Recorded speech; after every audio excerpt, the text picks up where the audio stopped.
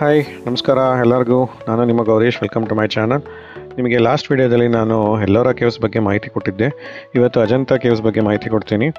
ಇದು ಮಹಾರಾಷ್ಟ್ರದಲ್ಲಿದೆ. ಸೊ ನೀವು ಶನಿ ಸಿಂಗಾಪುರ ಅಥವಾ ಗ್ರಿನೇಶ್ವರ ಜ್ಯೋತಿರ್ಲಿಂಗ ಆ ಕಡೆ ಎಲ್ಲ ಹೋದರೆ ನಿಮಗೆ ಇದು ನಿಯರ್ ಬೈ ಇದೆ. ಸೊ ಹಾಗಾಗಿ ನೀವು ಅಜಂತಾ ಎಲ್ಲೋರಾ ಎರಡನ್ನೂ ಕವರ್ ಮಾಡ್ಬೋದು. ಅಜಂತಾ ಹಾಗೂ ಎಲ್ಲೋರಾ ಎರಡೂ ಕೂಡ ಯುನೆಸ್ಕೋ ವರ್ಲ್ಡ್ ಹೆರಿಟೇಜ್ ಸೈಟ್ ಆಗಿದೆ. ಸೊ ಹಾಗಾಗಿ ನೀವು ಅಜಂತಾ ಎಲ್ಲೋರಾ ಎರಡೂ ಒಂದು ರೀತಿ ಸಿಮಿಲಾರಿಟೀಸ್ ಇದ್ರೂ ಕೂಡ ಬೇರೆ ಬೇರೆ ಥರದ್ದು ಬೌದ್ಧ ಮಂದಿರಗಳಾಗಲಿ ಅಥವಾ ಶಿವ ಮಂದಿರಗಳಾಗಲಿ ಅಥವಾ ಬೇರೆ ಜೈನ ಮಂದಿರಗಳನ್ನ ನೋಡ್ಕೊಂಡು ಹೋಗ್ಬೋದು.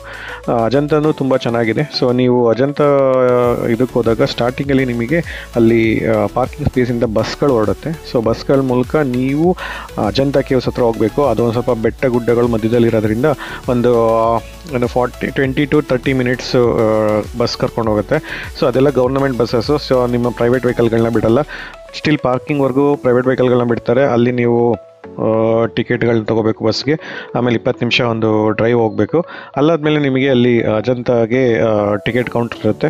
ಸೊ ಇವತ್ತು ತೊಗೊಂಡು ಒಳಗಡೆ ಹೋಗಿ ನಿಮಗೆ ಇದು ಬೆಳಗ್ಗೆ 9 ಗಂಟೆಯಿಂದ ಸಂಜೆ 5 ಗಂಟೆವರೆಗೂ ಓಪನ್ ಇರುತ್ತೆ. ಸ್ವಲ್ಪ ಇದು ತುಂಬ ನಡೆಯೋದಿರುತ್ತೆ. ಬಟ್ ನಿಮಗೆ ಎಲ್ಲೋರಾ ಕೇವ್ಸಲ್ಲಿ ಅಟ್ಲೀಸ್ಟ್ ಈ ವೆಹಿಕಲ್ ಇರುತ್ತೆ ಒಂದು ಭಾಗದಿಂದ ಇನ್ನೊಂದು ಭಾಗಕ್ಕೆ ಕರ್ಕೊಂಡು ಹೋಗೋಕ್ಕೆ. ಬಟ್ ಇಲ್ಲಿ ಯಾವ ರೀತಿ ಫೆಸಿಲಿಟೀಸ್ ಇರಲ್ಲ. ಯಾಕೆಂದರೆ ಇದೊಂದು ಸ್ವಲ್ಪ ಬೆಟ್ಟದ ಮೇಲಿರೋದ್ರಿಂದ ಒಂಥರ ಗುಹೆಗಳನ್ನೆಲ್ಲ ಕೊರೆದು ಮಾಡ್ದಂಗೆ ಮಾಡಿದ್ದಾರೆ. ಸೊ ಆಮೇಲೆ ಇಲ್ಲಿ 30 ಗುಹೆಗಳಿದೆ. ತುಂಬಾ ಚೆನ್ನಾಗಿದೆ. ಅಲ್ಲಿನ ಥರನೇ ಇಲ್ಲಿನೂ ಕೂಡ ಇದೆ. ಬಟ್ ಒಂದು ಸ್ವಲ್ಪ ವೈಶಿಷ್ಟ್ಯತೆ ಬೇರೆ ಬೇರೆ ಥರ ಬರುತ್ತೆ. ಡಿಸೈನ್ಸ್ಗಳಾಗಲಿ ಅಥವಾ ಕೆತ್ತನೆಗಳಾಗಲಿ ಅಥವಾ ರೂಮ್ಗಳು ಸೈಜ್ ಆಗಲಿ ಅದೆಲ್ಲ ತುಂಬ ದೊಡ್ಡದಾಗಿದೆ ಇಲ್ಲಿ.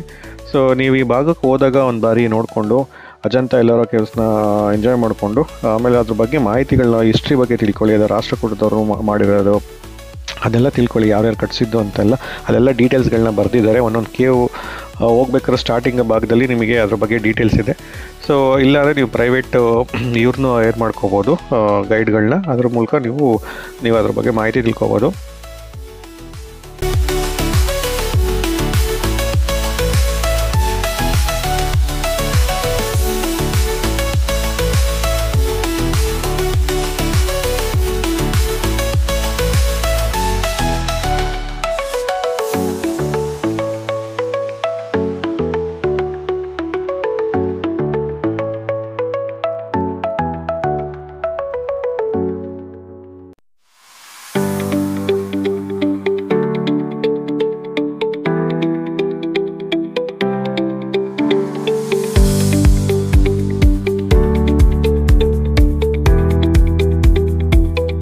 ಇಲ್ಲಿಗೆ ಹೋಗ್ಬೇಕಾದ್ರೆ ಬೆಟರ್ ಒಂದು ಸ್ವಲ್ಪ ವಾಟರ್ನೆಲ್ಲ ಇಟ್ಕೊಂಡು ಹೋಗಿ. ಯಾಕೆಂದರೆ ಒಳಗಡೆ ಹೋದ್ಮೇಲೆ ನಿಮಗೆ ಯಾವುದೇ ಥರದ್ದು ಸ್ಟೋರ್ಸ್ಗಳಿಲ್ಲ. ಸೊ ನಿಮಗೆ ಅಂಗಡಿಗಳು ಯಾವುದೂ ಸಿಗೋಲ್ಲ. ಸೊ ಹಾಗಾಗಿ ವಾಟರು ಅದನ್ನೆಲ್ಲ ಒಂದು ಸ್ವಲ್ಪ ತಿನ್ಲಿಕ್ಕೆ ಏನಾರು ಇದ್ದರೆ ತೊಗೊಂಡೋಗಿರಿ. ಅಲ್ಲೆಲ್ಲ ಬಿಡ್ತಾರೆ. ಬಟ್ ಒಳಗಡೆ ತಿನ್ನಂಗಿಲ್ಲ. ಹೊರಗಡೆ ಅಲ್ಲಿ ಚೇರ್ಗಳೆಲ್ಲ ಹಾಕಿದರೆ ಅಲ್ಲಿ ತಿಂದುಬಿಟ್ಟು ನಿಮಗೆ ಡಸ್ಟ್ಬಿನ್ಸ್ ಎಲ್ಲ ಇದೆ, ಅಲ್ಲಿ ಇದು ಮಾಡ್ಬೋದು. ಆಮೇಲೆ ಪಬ್ಲಿಕ್ ವಾಟರ್ ಕೂಡ ಫೆಸಿಲಿಟೀಸ್ ಎಲ್ಲ ಕೊಟ್ಟಿದ್ದಾರೆ. ಸೊ ಹಾಗಾಗಿ ನಿಮಗೆ ವಾಟರ್ ಸಿಗಲಿಲ್ಲ ಅಂದ್ರೂ ಅಲ್ಲಿನ ವಾಟರ್ ಕುಡಿಬೋದು. ಬಟ್ ಸ್ವಲ್ಪ ಹೈಜಿನಿಕ್ ಆಗಿ ನಿಮ್ಮದೇ ವಾಟರ್ ಇದು ಮಾಡ್ಕೋಬೇಕು ಅಂತಂದರೆ ಸೊ ವಾಟರ್ ಬಾಟಲ್ ತೊಗೊಂಡೋಗಿ.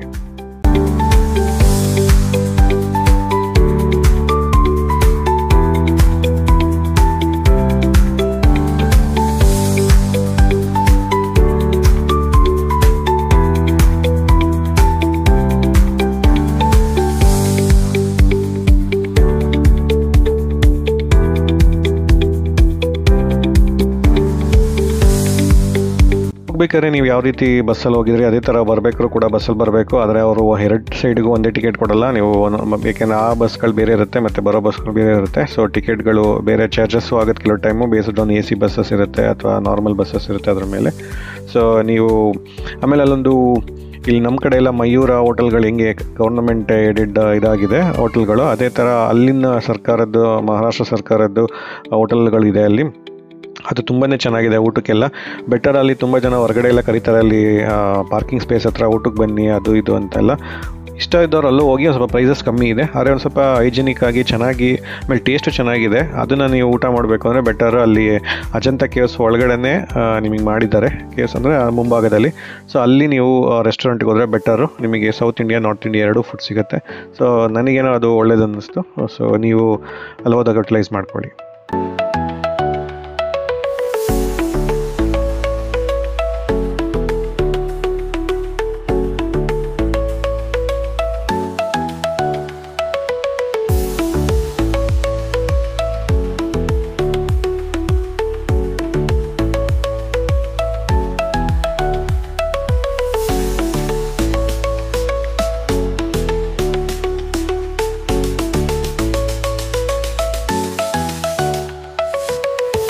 ಈ ಎಲ್ಲ ಮಾಹಿತಿಗಳು ನಿಮಗೆ ಇಷ್ಟ ಆಗಿದೆ ಅಂತ ಭಾವಿಸ್ತೀನಿ.